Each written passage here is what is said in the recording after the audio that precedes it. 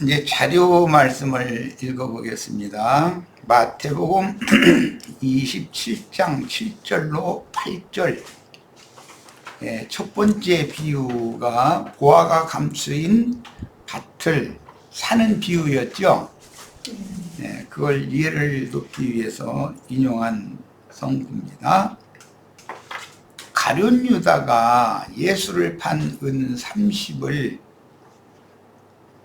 유대교 대제사장물이죠. 유대교 공회에 갔다가 다시 반납을 했죠. 그러니까 그것을 어떻게 쓸까를 의논을 했다는 이야기가 이제 나오는 얘기예요. 유대교 공회라는 현식이 오늘날 기독교 무슨 총회 뭐 이제 이런 거 노회 이런 것이 하는 짓이 이런 짓이다 그런 말이에요. 의논한 후 가룟 유다가 반납한 은 30을 어떻게 할까 그 의논을 했다는 거예요. 공회에서. 예수님이 이제 피값인데 그게 이것으로 토기장이의 밭을 샀다. 토기장이는 창조자 하나님이죠. 흙으로 사람을 빚으신 토기장이의 밭을 사서 하나님의 밭이라는 것이 그러면 창세기에서는 그 땅의 동방에 에덴을 창설하셨다 이제 이렇게 했는데 그게 토기장이 밭이다 이거예요. 그것을 마귀가 와서 에덴을 미혹해서 탈취해버렸죠. 그래가지고 마귀 새끼가 그 이제 뱀 새끼들이 그게 득식을 한 거예요 이제. 그러니까 그 밭을 회복을 해야 되잖아요. 에덴을. 자, 그러려면 그 밭을 예수님의 구속자의 생명값으로나 다시 물을 수가 있는 거다. 그요. 다른 방법으로 물을 수 없는 밭이야. 인간의 마음이 세상의 영에 의하여 완전히 탈취당하면 그걸 토지 무르기를 하려면 한 가지 오직 구원자 예수 그리스도의 몸값, 피값이 아니면 살 수 없다 이런 말이에요. 그게 이제 구속이라는 거예요. 밭을 사서 나그네의 묘지를 삼았다. 세상에 뿌리를 내리는 사람들, 세상에서 축복과 잘 먹고 잘 살고 이 생각만 하는 사람들은 이 묘실에 들어갈 수 없죠. 나그네, 행인과 나그네, 이 세상이라는 건 단순히 금생, 이생이라고 하는 건 그냥 이쪽에서 쪽배 타고 저쪽까지 건너가는 그런 과정일 뿐이다 생각하는 그런 영혼들만을 위한 안식처다. 이게 사후 안식처, 묘지니까. 이것은 창세기에서 아브라함이 자기 부인이 죽자 해쪽 속에게 가서 당시에 통용하던 은 400을 주고 밭을 샀죠. 그것을 이루는 이야기다 이런 말이에요. 주님 편에서 보면 잃었던 땅, 잃었던 토지를 무르게 하는 일이다 이런 말이에요. 토지 무르기. 그러므로 오늘날까지 그 밭을 피밭이라 일컫느니라. 피밭이라는 건 피값으로 샀으니까 하는 말인 거예요. 자, 사도행전 1장 18절로 19절 또 인용했는데 읽어봅니다. 이 사람 누구죠? 가룟 유다예요. 예, 가룟 유다가 불의의 삭스로, 여기 불의라고 하는 것은 예수를 믿지 않은 제자인 채 했지만 가라지였다 이 말이죠. 가라지로서 예수의 몸값을 유대교 공회 대제사장 무리한테 가서 은 30을 몰래 받아가지고 예수를 죽는데 넘겼죠. 불의의 삭스로 밭을 사고 그랬어요. 가룟 유다가 밭을 샀다 이렇게 됐죠. 지금 문장은 그렇잖아요. 그런데 이것이 가룟 유다는 구약 성경의 구속에 관하여 예언된 모든 말씀을 이루는 필수불가결한 사람으로 쓰임받았다 그 말이에요. 그러니까 가룟 유다가 이 일을 하지 않았으면 예수 그리스도의 십자가의 죽음이 무효가 되어버리죠. 궁극적으로는 예수님의 그 목숨값으로 밭을 사는 것이 궁극적인 목적이지 예수님 그냥 죽는 것이 목적이 아니에요. 이 사람이 불의 삭수로 밭을 사고 후에 몸이 곤두박질하여 배가 터져 창자가 다 흘러나온지라. 뭐 쉽게 설명하자면 신학교를 막 졸업을 하고 막 전도의 열정이 막 눈이 반짝반짝 빛나가면서 막 불탈 때 그때는 지나가는 사람 누구든지 붙잡고 막 전도를 하죠. 막 배우는 게 없으니까. 그렇게 하다가 사람이 한 100명만 되면 곤두박질해. 그거 참 신기한 일이야. 설교 말씀 내용이 달라져 버려. 뭐 지금은 뭐 지층 이런 데를 뭐 새들어서 교회 하는 일도 없지만은 지층에 새를 들어서 가만히 떼기나 뭐 보루박수 뭐 깔아놓고 거기서 막 부르짖어 기도할 때는 설교 내용이 정말로 들은 은혜 같아요. 순수하니까 사람이. 그리고 해봐야 자기 어머니, 자기 부인 뭐 또 처가가 가까우면 장인어른, 장모님 뭐 몇 사람 앉혀놓고 설교하는 거야. 그런데 그때는 설교가 은혜가 돼요.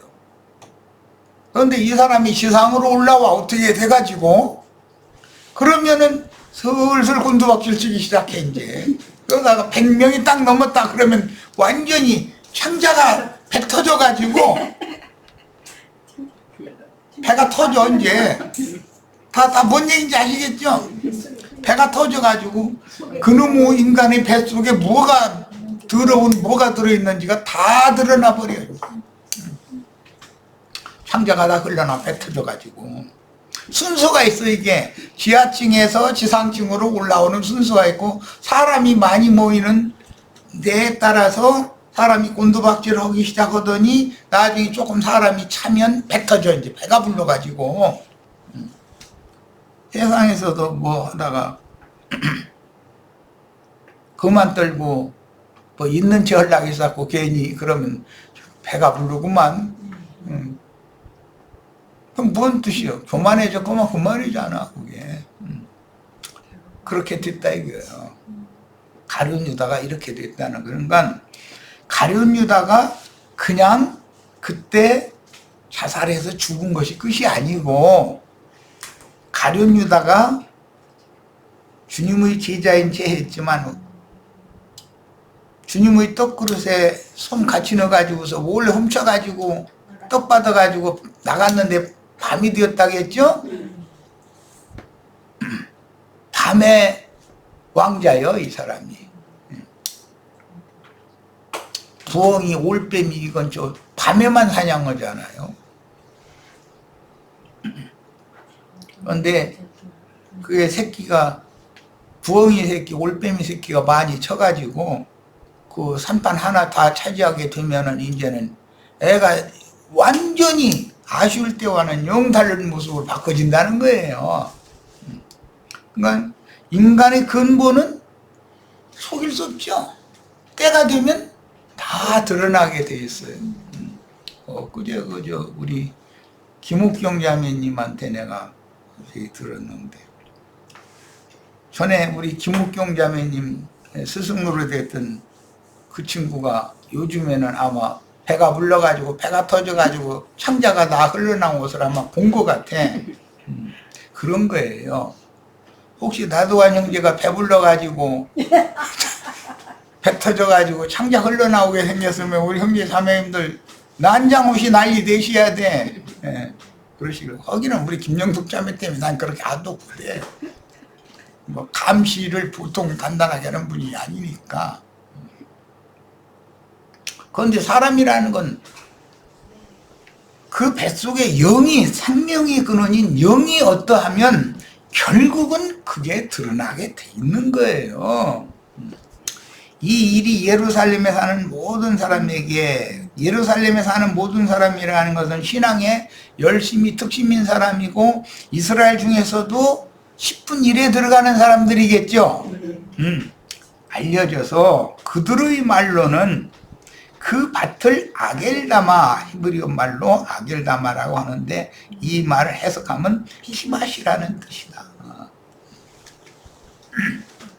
이렇게 성경에 기록이 되어 있어요. 가룟 유다가 예수를 판 값으로 그 당시 장로들과 대제사장물인 공회가 토기장의 밭을 사서 나그네질의 묘지를 삼은 것은 구약 성경의 구속에 관한 모든 예언을 이룬 역사적인 사건이었던 것이다. 이게 가룟 유다의 그런 일이 없으면 예수님이 죽으면 헛것이 되는 것이죠. 오늘날 기독교계에 이렇게 변질된 자칭 하나님의 종을 자처하는 자들이 안 생겨나면 하나님의 일이 안 이루어지죠. 왜? 증인들의 수를 채울 수가 없으니까. 그들이 권세를 잡아야 하나님의 말씀과 저희 가진 증거를 인하여 묵배임을 받은 자의 수가 찰 거 아니겠어요? 그래서 도둑질한 말씀으로 예수 팔아, 예수 장사는 말씀팔이 하는 인간들이 오늘날 소위 목사들이다 그런 말이에요. 그런데 너무 그럴싸한 거예요. 말을 들어보면 말은 너무 그럴싸한 거예요. 자, 사도행전 20장 28절입니다. 여러분은 자기를 위하여 어떤 여기 여러분은 에베소의 장로들을 밀레도로 초대해가지고 증거하는 말이에요. 바울 사도가. 이게 장로들이죠. 장로들, 감독자들이에요. 또는 온 양떼를 위하여 삼가라. 배 터질까 조심해라. 성령이 그들 가운데 여러분을 감독자로 삼고 하나님이 자기 피로 사신 교회를 보살피게 하셨느니라. 예수님이 흘린 피라는 것은 하나님의 피다 이거예요. 그게 이제 구약의 율법에 보면 피를 흘리지 말라고 돼 있죠. 짐승의 피라도 함부로 흘리면 안 돼요. 어떤 짐승을 잡아먹으려면 정해진 어떤 반석으로 끌고 가서 그 반석에서 피를 흘리되 피는 흙으로 반드시 묻어줘라 이렇게 돼 있죠. 율법에. 그만큼 피는 곧 생명을 상징하기 때문에 생명 상징이 아니라 피가 곧 그 생명이죠. 그래서 피를 먹거나 마시면 안 된다 이거예요. 율법대로 하자면. 그런데 짐승을 잡아 먹여야 되면 피를 안 흘릴 수가 없죠. 그러면 짐승 피는 먹으면 안 된다 그 말이고, 그 대신 예수님은 먼 훗날 와서 내 피를 먹고 마셔야 영생한다. 그러니까 이제 구약 율법에는 피 먹으면 안 된다는 말씀이 계속 나왔는데, 그러면 무슨 피를 먹으면 안 된다는 거예요? 짐승의 피를 먹으면 안 된다 이 말이죠. 그럼 짐승 피라는 게 신부님 목사님들의 설교를 말한다. 신부님 목사님이 그는 생명의 근원인 설교의 말씀 중에 그 영이 흘러가기 때문에 신부나 목사의 영을 네가 신령한 음료라고 그걸 마시면 안 된다 이 말이에요. 구약의 율법에. 그 대신 예수님이 오셔서 내 피를 마시는 자는 영생한다 그래요. 그러면 예수님의 피를 어떻게 마셔요? 예수님이 증거하는 영과 생명의 말씀 속에 흐르는 하나님의 영을 생명수로 마셔야 영생한다 그 말이죠. 오늘 우리 형제 자매님들이 하나님이 보낸 종들 증인들을 통해서 피가 또 흘려지는 거냐. 예수의 피만 흘린 것으로 끝이 아니에요. 그 피를 마셔야 되는데 그 말이 무슨 뜻인가. 영과 생명의 말씀 증거 속에 흐르는 하나님의 영을 생명수로 마셔야 되는 거다. 그래야 영생한다 그 말인 거예요. 자, 예수님이 피값으로 산 토기장의 밭은 곧 신부성에 들어갈 권세를 얻은 참 제자들과 동역하여 신앙의 순결을 지킴으로 신부 자격을 구비한 이기는 자들의 영혼임을 알 수도 있는데, 밭을 산다라는 것은 믿는 이들의 영혼을 되산다 그 말이에요. 마귀가 강탈해 갔으니까 그것을 토지 무르기를 해야 된다 그 말이에요. 천국 농사 설명에서 여기까지는 일단 교회 시대에 적용을 하신 말씀은 43절까지 44절까지는 교회 시대에 적용을 하는 거예요. 45절은 천년왕국 시대에 적용을 하고 47절 48절은 천년왕국 끝 이제 영세에 적용을 하는 말씀입니다. 그래서 예수님이 많은 바닷가에 보인 무리에게 비유로 말씀하신 것을 제자들에게 그 비유를 설명해 주시는 내용은 세 가지가 있다 그런 말이에요. 세 가지가. 그러니까 율법과 선지자의 때에서 은혜의 때 이방인의 때 때로 전환하는 한 비유가 있고, 이방의 충만함이 찬 다음에 추수가 끝나면 인맞은 이스라엘 12지파의 새 시대가 오는데 두 번째 비유이고, 그 두 번째 비유는 뭐죠? 진주를 산다고 되어 있죠. 진주는 이스라엘 12지파의 이름과 관계가 있는 거예요. 네. 보화, 보석이라고 하는 것은 12사도와 관계가 있어요. 그게 첫 번째 비유 보화라고 했는데 보석이단 말이에요. 보석.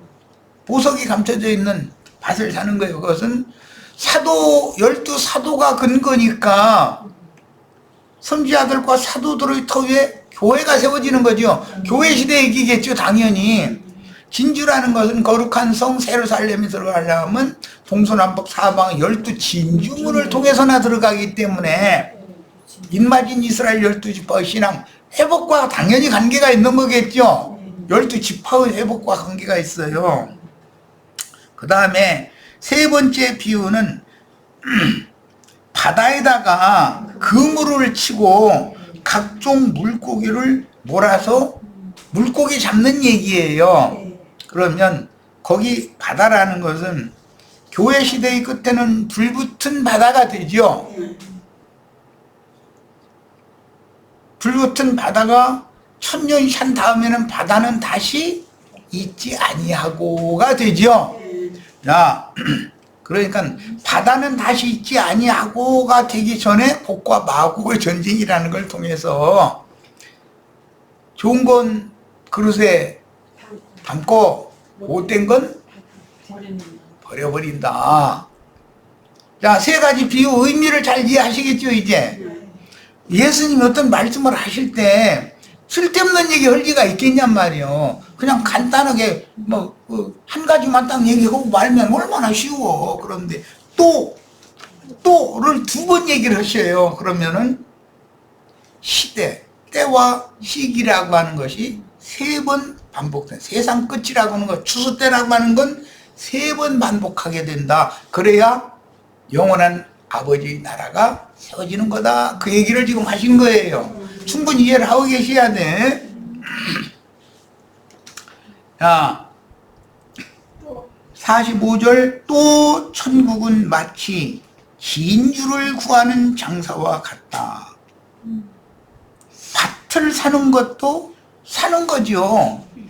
자, 여기 이제 진주를 구하는 장사니까 진주를 값주고 산다 그 말이겠죠, 당연히.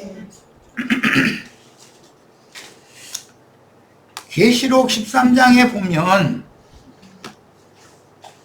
그 이마에 짐승의 이름이 기록이 되어지고 오른손에 짐승의 표를 받은 자가 아니면 매매하는 권세가 없다 이렇게 돼 있죠.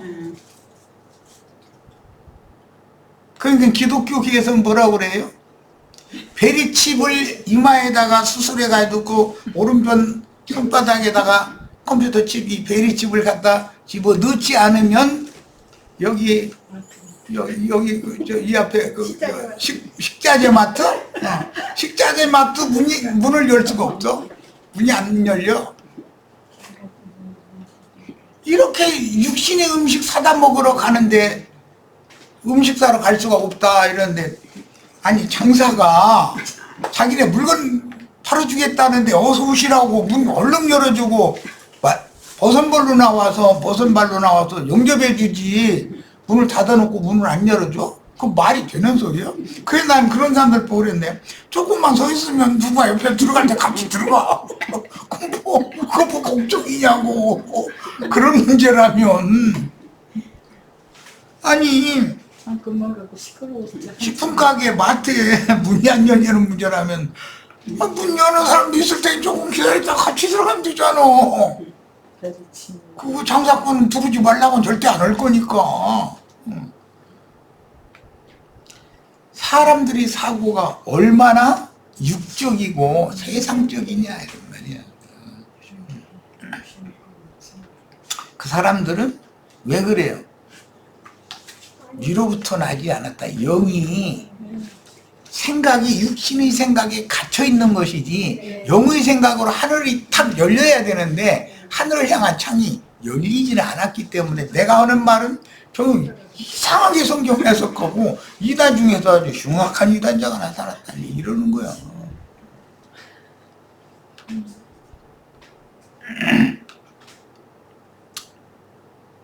진주문을 통과해서 들어가려면 거룩한 성 새 예루살렘에 들어간다는 뜻이니 이 생에서 온전한 구원을 이루어서 육신의 장막을 벗고 주왕분께 영광 중에 나타나서 주님과 함께 신부성으로 들어갈 권세를 얻는다 그 말이겠죠. 내 말이 어렵지 않죠. 이기는 자들은 그 성에 들어갈 권세를 얻는다 이렇게 되어 있어. 계시록 21장에는. 그런데 그 성이 진주문을 통과하지 않고는 못 들어가는 성이야. 그럼 무슨 뜻이요? 실제로는 온전한 속사람 온전한 구원이 이루어졌으면 껍데기는 벗어야 주와 함께 영원의 세계, 무한의 세계로 영광 중에 나타나가지고 그 성에 들어갈 수 있다 그 말이지. 무슨 놈의 마트에 물건 사러 가냐 못 가냐 그 얘기겠어 이게. 응? 예수님이 이런 장사인 것처럼 우리가 이런 장사를 잘 하셔야 되겠죠. 그 장사를 하셔야 되겠죠가 아니라 당연히 잘 하셔야 돼요. 예수님보다 더 큰 일을 다 하실 수 있어야 되니까. 극히 값진 진주 하나를 발견함에 이 진주는 어떻게 만들어지는지는 잘 아시죠? 진주 속에 모래를 통해서 흡입해가지고서 영양 먹으려고 진포를 빨아먹었는데 거기에 모래알갱이가 딱 있어가지고 그 진주 그 조개의 살에 콱 박혀가지고 그건 무슨 사람처럼 손 있어서 뭐 핀세트로 빼내고 이렇게 할 수 있는 게 아니잖아. 그러니까 본인이 고통스럽고 아프니까 그것을 즙을 내가지고 계속 감싼다는 거야. 즙으로. 그것이 진주라는 거야. 우리 형제 자매님들 세상에서 영혼의 고통과 아픔이 있으면 자기 스스로 살아야 되니까 자기 스스로 자기를 한숨 드셔보고 찬물도 마셔보고 막 어디 가서 막 소리도 질러보고 막 어떻게든 몸부림쳐도 이거 살아야 되잖아. 그런데 세월이 약이라 이거 그 고통의 시간을 길게 길게 지나고 나면은 가슴 속에 바위덩어리가 하나가 들어는 있는데 아프지는 않아. 이제 시간이 지나면 그게 진주라는 거예요. 가서 자기 소유를 다 팔아 그 진주를 샀다. 밭을 사는 대로 갔는데도 밭을 살 때도 가서 자기 소유를 다 팔아서 그 밭을 샀죠. 진주를 사는데도 똑같은 방식이에요. 그럼 여기에서 자기의 소유라고 하는 것은 인자 예수님의 소유가 아니다 그런 말이에요. 여기서는 형제 자매님들의 증인들의 모든 것을 다 바쳐서 생명까지 다 바쳐서 사는 얘기를 하는 거다 그런 말이에요. 예수님은 밭을 사기 위해서 자기 모든 것을 다 팔아서 밭을 샀고, 주님의 제자들을 증인들은 진주를 사기 위해서 일을 해야 된다 그런 말이에요. 그런데 12제자의 때는 진주를 사야 되는 때가 아니었죠. 그냥 밭을 되무르게 하는 그런 때였지, 토지 무르기를 하는 때였지. 그러나 이제 토지 무르기의 때가 바꿔졌다. 시대가 긴 시간이 지나면 어떤 행하시는 하나님의 방법이 일이 바꿔진다 이거예요. 그게 하나님 경륜이라는 거예요. 누구를 통해서 우리 형제 자매님들이 꼭 이 일에 다 크게 쓰임 받으셔야 되겠어요. 자, 이제 계시록 7장 1절로 4절을 인용했는데, 이것은 12지파의 각 지파의 12,000씩에서 14만 4천이 인맞는 이야기죠. 인맞은 자들은 진주를 산 자들이잖아요. 교회 시대의 끝에 이기는 자라는 것도 다 머릿속에 무슨 조직신학 지식이 가득 들어있는 사람이 이기는 자가 아니고, 그 밭도 개간이 잘 되어 있어서 좋은 밭이 되어진 사람이 농사도 잘 될 거 아니야. 여러 번 얘기하지만 깊이 뉘우치고 주님 앞에 자신을 다 있는 대로 다 드러내놓고 용서를 구하고, 용서받은 사실, 주님께서 나의 모든 지난날의 죄과 허물들 모두 담당하시고, 내가 단순히 회개하고 복음을 믿은 것을 근거로 해서 지난날의 모든 흠과 허물들이란 건 간과를 해. 단번에, 이것은 뭐 차근차근 간과하는 것도 아니고 그냥 단번에 지난 일 없던 걸로 하자. 하나님 한 번 그렇게 하면 끝난 거죠. 그래서 지난 모든 죄과를 단번에 그걸 단번 구속이라고 그런 거예요. 용서받은 사실이 확실해야 된다 이거예요. 그러려면 알아야지 이것을, 복음을. 그래야 믿지. 그날 이후로는 세상 사람이 아니고 교회로 들어와서 교회에서 또 뭔가 흠결이, 허물이 드러나면 이제는 속건제사를 해서 그때 또 회개하고 주님 앞에 또 용서를 받고 이것을 반복해서 혼의 구원을 이루는 과정에 들어가는 거예요. 그럼 교회 생활이 끝날 때 되면 내 속사람이 온전케 된 의인의 영으로 완성이 되어져 있어야 되는 것이죠. 그래서 이 육신의 장막을 벗을 때는 주님 앞에 내 속사람이 주님 앞에 섰을 때 흠이나 책망 받을 것이나 이런 것이 발견되면 안 된다는 거예요.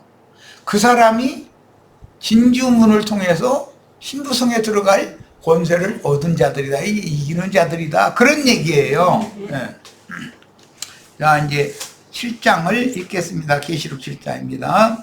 이 일 후에 내가 네 천사가 땅 네 모퉁이에 선 것을 보니 땅의 사방에 바람을 잡아.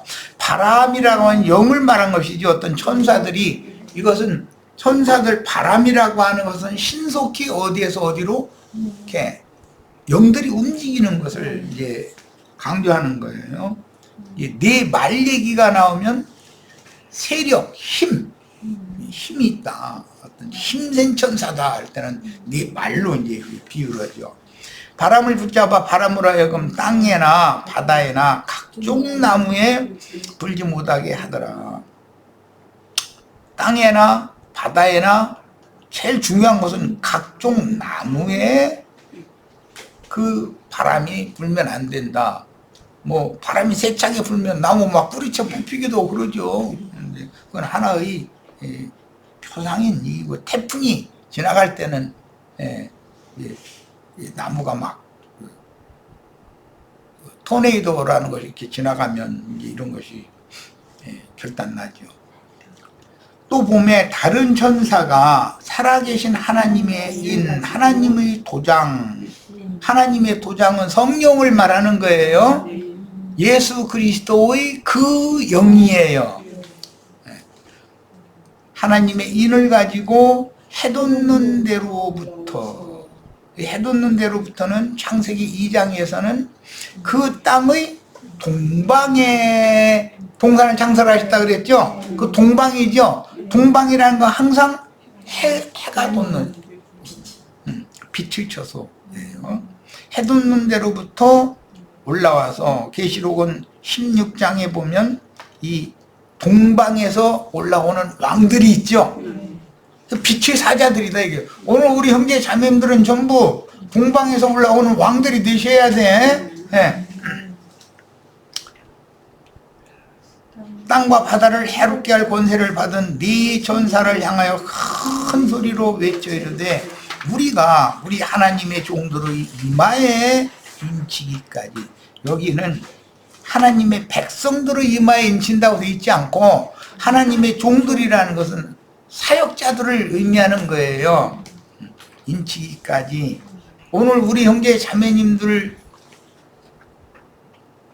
나를 만나게 해주셨기 때문에 나는 책임지고 형제 자매님들의 이마에 인을 예수님의 새 이름을 기록을 해야 되잖아요.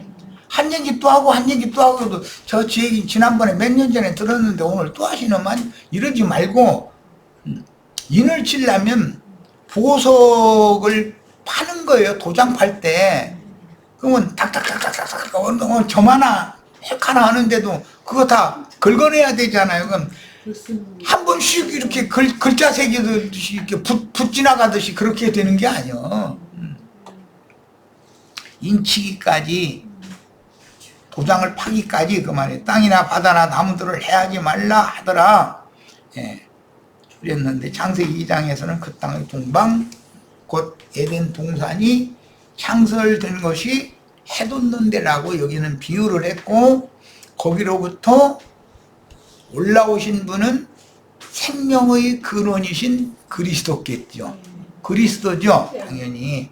그러니까 그리스도의 새 이름으로 형제 자매님들의 이마에 인을 치고 손바닥에 그 증표를 붙잡으라고 꽉 잡으라고 예수를 꼭 잡으라고 이렇게 끊임없이 계속해서 가르치는 사명을 이제 우리 형제 자매님들에게는 내가 지금 쓰임 맞는 거고 이제 내 시대는 다 됐어요. 우리 형제 자매님들이 더 큰 일을 당연히 하셔야 되는 거예요. 새 시대를 앞에 두고 있기 때문에. 자, 오늘은 여기까지만 하겠습니다. 시간이 다 돼서. 인침받은 자의 수는 14만 4천이라고 그랬어요. 12지파에 1만 2천씩이에요.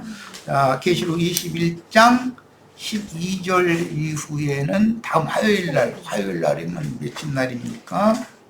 8일 5월 8일날?